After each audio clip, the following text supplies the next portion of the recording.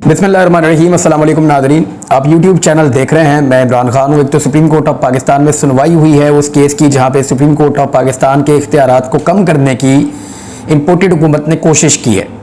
Supreme court से जो खबर आई है वो ये है कि supreme court practice and procedure bill के खिलाफ दरखास्तों पर समाअत चीफ जस्टिस ऑफ पाकिस्तान की सरबराही में सुप्रीम कोर्ट के 8 रुकनी बेंच ने की है। समाअत के मौके पर सुप्रीम कोर्ट की सिक्योरिटी के इंतहाई सख्त इकदाम किए गए थे, जिसके तहत रेंजर्स की बड़ी तादाद भी वहाँ पे खड़ी थी। सादा कपड़ों में भी लोग मौजूद थे और वकला की जानिब से अगर कोई एहतजाज होता या कोई ऐसी चीज़ होती तो उसको कंट्रोल करने की कोशिश की जा रही थी। बहरहाल दरख्वास्त गुजार जो हैं वो राजा आमिर, उनके वकील इम्तियाज़ सिद्दीकी ने अपने दलाइल में कहा कि ये जो कानून है या कानून साजी है जो बनाई जा रही है, अदलिया की आज़ादी में मुदाखलत की गई है।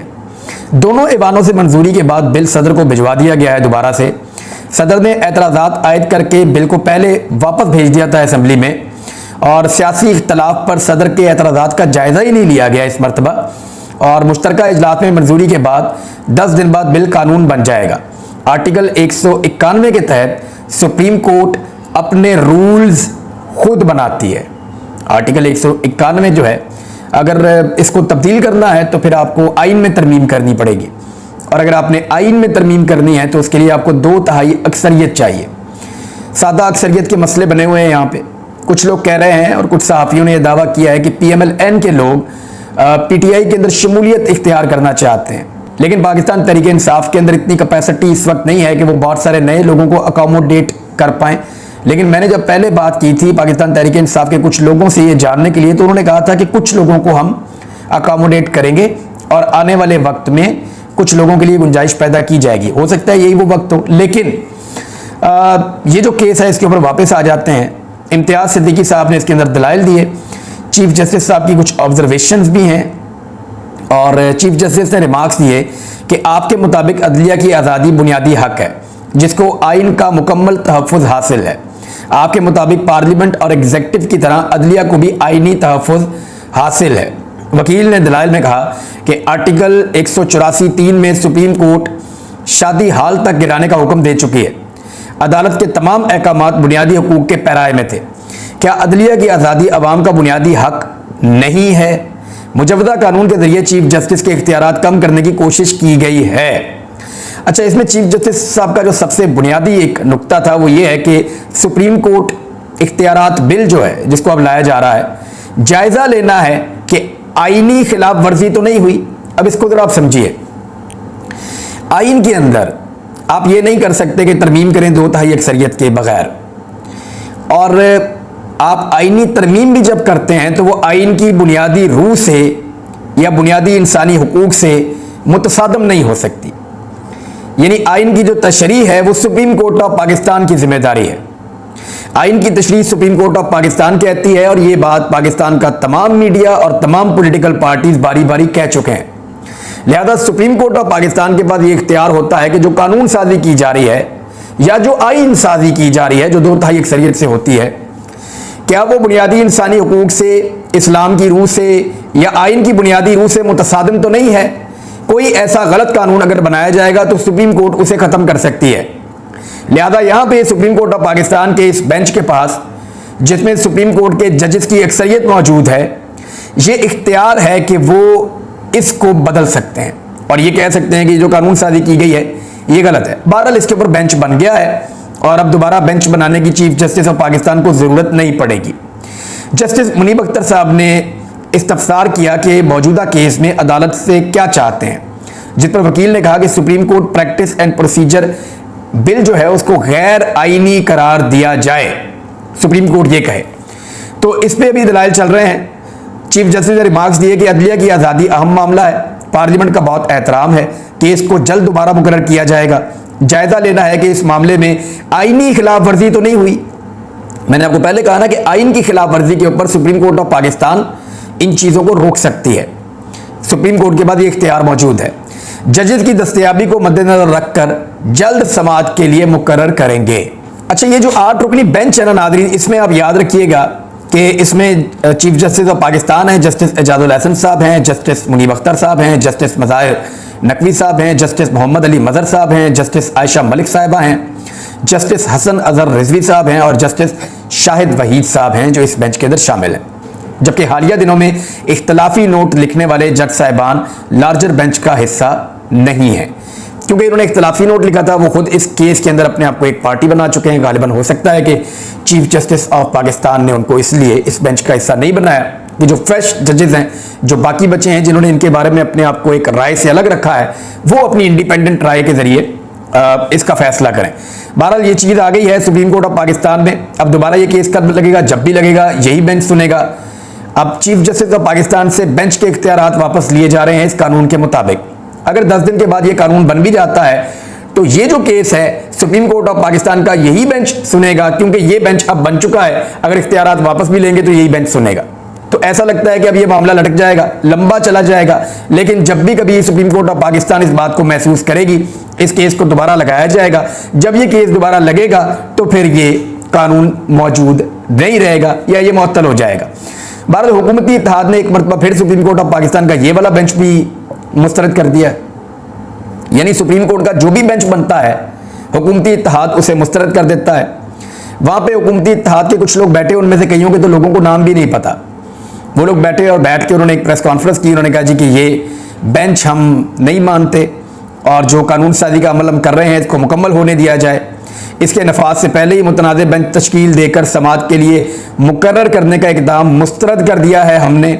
इस किस्म की चीज़ें जो है वहाँ पे की गई और सुप्रीम कोर्ट के मुअज़्ज़िज़ जज साहिबान अपने फैसलों में वन मैन शो, मुतसब्बाना और आमराना तर्ज अमल और मखसूस बेंचों की तश्कील पर एतराज़ का बरमला इजहार कर चुके हैं। 8 रुकनी मुतनाज़ बेंच की तश्कील से अदालत उज़्मा के इन मुअज़्ज़िज़ जज साहिबान के फैसलों में बयान करदा हक़ाइक़ मज़ीद वाज़े होकर सामने आ चुके हैं। बहरहाल उन्होंने इसके ऊपर एतराज़ किया। उन्होंने कहा जी ये नहीं हो सकता और हम इस बेंच को नहीं मानते। दूसरी जानिब एक हड़ताल की कॉल भी दी गई थी। जो PMLN की साइड के वकला रहनुमा है उन्होंने एक कॉल दी हुई थी सुप्रीम कोर्ट बार की तरफ से। जो एक कॉल दी थी उसका इम्पैक्ट नज़र नहीं आया पूरे पाकिस्तान की अदालतों में। अदालतों में मुबैना तौर पे रूटीन के मुताबिक काम होता रहा है और मुस्लिम लीग नून की ख्वाहिश पर होने वाली मुबैना जो ख्वाहिश थी उसके ऊपर होने वाली जो हड़ताल है वो पूरी तरह कामयाब नहीं हो सकी। दूसरी जानिब पाकिस्तान तहरीक इंसाफ ने इस या उनके वकला ने इस हड़ताली कॉल की मुखालफत की थी और उनकी मुखालफत कामयाब रही है। मैं कल भी आपको बताता रहा हूँ कि दोनों तरफ के वकला अलाइन हो चुके हैं। पाकिस्तान तहरीक इंसाफ और उसके वकला वो एक तरफ हैं, PMLN और PDM की जमातों के वकला एक तरफ हैं। लेकिन वकला की एक बहुत बड़ी तादाद है जो आइन और कानून के साथ और अदलिया के साथ खड़ा होना चाहती है। अब उनका फैसला आने वाले दिनों में आपको पता चलेगा, क्योंकि गोल मेज कॉन्फ्रेंस और फिर उसके बाद सिचुएशन सामने आएगी और खुलकर चीज़ें पता चलेंगी कि एक्चुअली अब पाकिस्तान में होने क्या जा रहा है। एक और चीज़ जो की गई, सुप्रीम कोर्ट ऑफ पाकिस्तान की लगातार तौहीन की जा रही है और ये केस अब कल लगा हुआ है अदालत के अंदर। केस ये है कि सुप्रीम कोर्ट ऑफ पाकिस्तान ने कहा था कि 21 अरब रुपए पंजाब और खैबर पख्तूनख्वा के इंतखाबात के लिए फौरी तौर पे हुकूमत फराहम करे इलेक्शन कमीशन ऑफ पाकिस्तान को। अब ये फंड जो है ये पार्लियामेंट से इंडिपेंडेंट होता है। ये फंड सिर्फ हुकूमत ने देना होता है और हुकूमत का मतलब है वजीर आज़म और कैबिनेट। लेकिन वजीर आज़म और कैबिनेट ने ये फंड दिया नहीं, बल्कि इस मामले को पार्लियामेंट को भिजवा दिया और वहां से ये कमेटियों के पास चला गया, कौमी असम्बली और सेनेट की कमेटीज के पास चला गया। वहां क्या हुआ अब आप ये देखिए, एक तो गैर जरूरी तौर पे ये वहां पे भेजा गया ये मामला कि फंड देने या नहीं देने। अब वहां क्या हुआ, कौमी असम्बली और सेनेट की खजाना कमेटियों ने पंजाब और खैबर पख्तूनख्वा में आम इंतखाबात के फंड से मुतालिक इलेक्शन चार्ज एक्सपेंडिचर बिल 2023 को मुस्तरद कर दिया है। वो कह रहे हैं जी हमने नहीं देने पैसे, साफ कह रहे हैं। कौमी असम्बली और सेनेट के अंदर जो लोग मौजूद हैं वो इलेक्शन लड़ना ही नहीं चाहते और वो कह रहे हैं कि इलेक्शन के लिए हमने पैसे नहीं देने। और ये अलग अलग दोनों का इजलास हुआ था। वैसे वजीर खजाना इसके अंदर शामिल नहीं हुए, याद रखिएगा। और वजीर खजाना बहुत समझदार है, वो चीज़ों को अलग तरह देखते हैं और अपने आप को चीज़ों से बाहर रखने की कोशिश करते हैं। उनका एक मौक़िफ़ ज़रूर है, लेकिन वो कानूनी पकड़ नहीं दे रहे किसी भी जगह पे। इसहाक डार साहब, बहरहाल मुखालफत की गई है। अरकान कमेटी ने, दोनों जो अलग अलग हैं, कौमी असम्बली और सेनेट, दोनों ने मुखालफत की है। इलेक्शन कमीशन को फंड फराहमी की मुखालफत करते हुए मुल्क भर में एक ही दिन इंतखाबात का मुतालबा कर दिया है। अब आप ज़रा ये याद रखिएगा, एक ही दिन इंतखाबात होने चाहिए, पूरे पाकिस्तान में होने चाहिए, ये मुतालबा है, इसलिए हम फंड्स नहीं दे रहे। और अदालत के अंदर क्या कहा गया था? अदालत के अंदर जो कहा गया था वो ये कहा गया था कि हम फंड्स इसलिए नहीं दे रहे कि हमारे पास फंड्स है नहीं, पैसा नहीं है।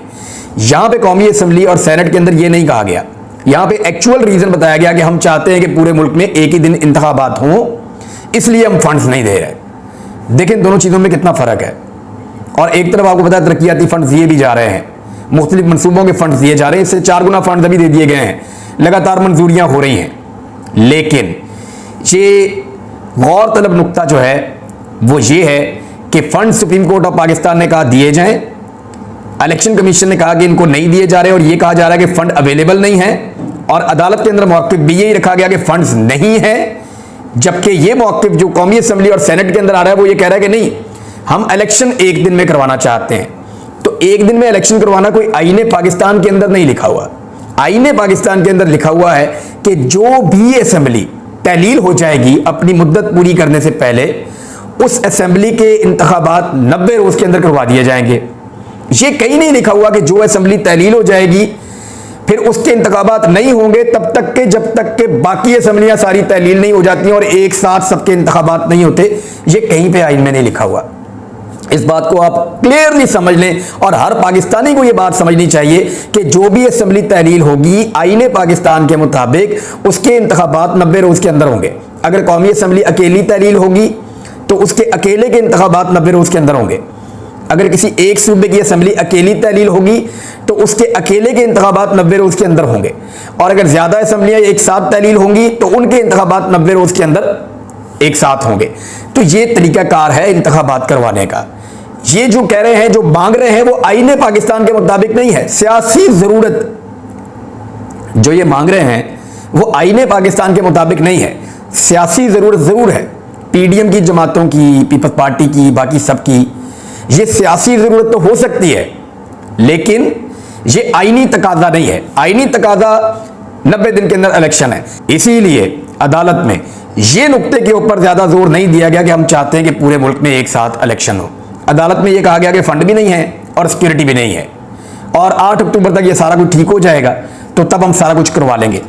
बहरहाल ये जो भी कर रहे हैं, पकड़े जा रहे हैं, सारी चीजें पाकिस्तान के लोग देख रहे हैं और पाकिस्तान के लोगों को दिखाई भी दे रही हैं। एक इन कैमरा सेशन भी बुलाया है इजलास स्पीकर कौमी असेंबली ने, और उसके बारे में राजा परवेज अशरफ साहब ने, और उसके अंदर भी कुछ ब्रीफिंग्स दी जाएंगी खासतौर पे लॉ एंड ऑर्डर और दीगर चीज़ों के हवाले से। जुम्मे वाले दिन दोपहर 2:30 बजे ये इजलास शुरू होगा। कौमी असेंबली हुकाम का कहना है कि स्पीकर ने पहले से जारी इजलास को ही इन कैमरा कर दिया है।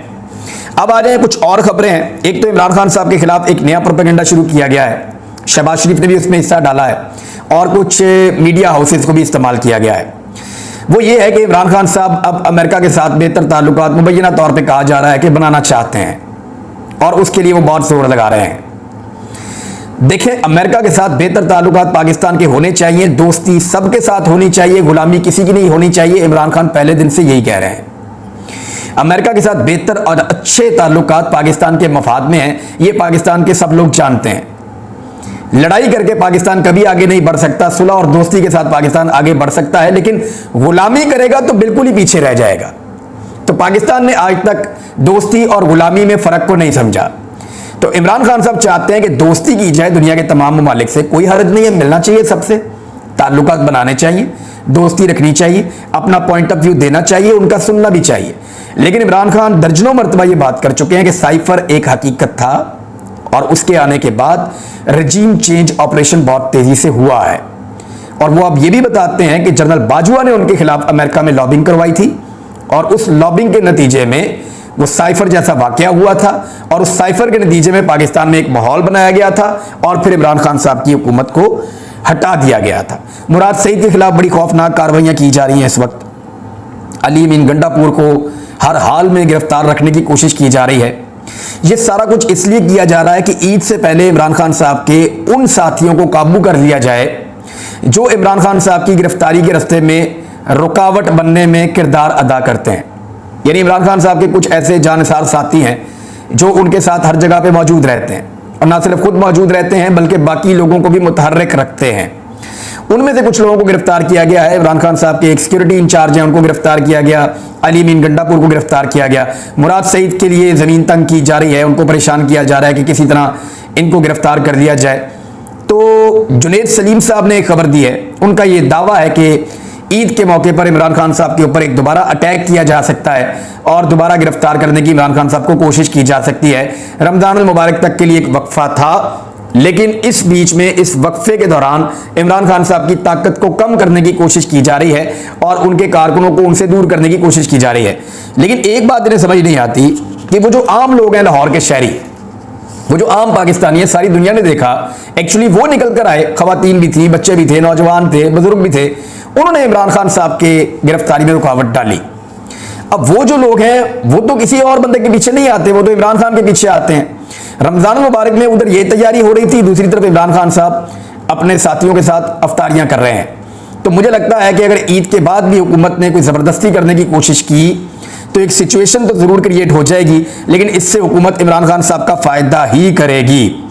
आजाद कश्मीर के अंदर हॉर्स ट्रेडिंग का बाजार गर्म होना शुरू हो गया है और अब घोड़ों की खरीदो फरोख्त की जाएगी आने वाले दिनों में और कोशिश की जाएगी कि पाकिस्तान तहरीक इंसाफ के लोगों को खरीद कर पाकिस्तान पीपल्स पार्टी की हुकूमत आजाद कश्मीर में बनाई जाए।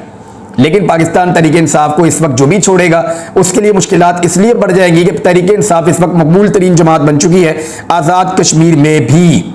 सुप्रीम कोर्ट ऑफ पाकिस्तान कल अहम तरीन केस के ऊपर सुनवाई करने जा रही है। यही केस जिसके अंदर इलेक्शन कमीशन ऑफ पाकिस्तान को पैसे नहीं दिए गए, यही मामला जो मुस्तरद किया गया है, सुप्रीम कोर्ट ऑफ पाकिस्तान का फैसला और फंड देने से इनकार किया गया है क्योंकि 3 अहकाम सुप्रीम कोर्ट ऑफ पाकिस्तान ने दिए थे। पहला हुक्म यह था सुप्रीम कोर्ट ऑफ पाकिस्तान का कि फंड्स फराहम किए जाएं, पहला हुक्म। दूसरा हुक्म यह था आईजी पंजाब और चीफ सेक्रेटरी को कि सिक्योरिटी प्लान दिया जाए। तीसरा हुक्म सेक्रेटरी दिफा के लिए था कि फोर्सेस की फराहमी को यकीनी बनाया जाए। ये चीजें आप याद रखिएगा, कल का दिन भी बड़ा इंपॉर्टेंट है, इसको रिपोर्ट करेंगे। कुछ और चीजें अगले वीलॉग में बताता हूं। अपना ख्याल रखिएगा, अपने चैनल का भी।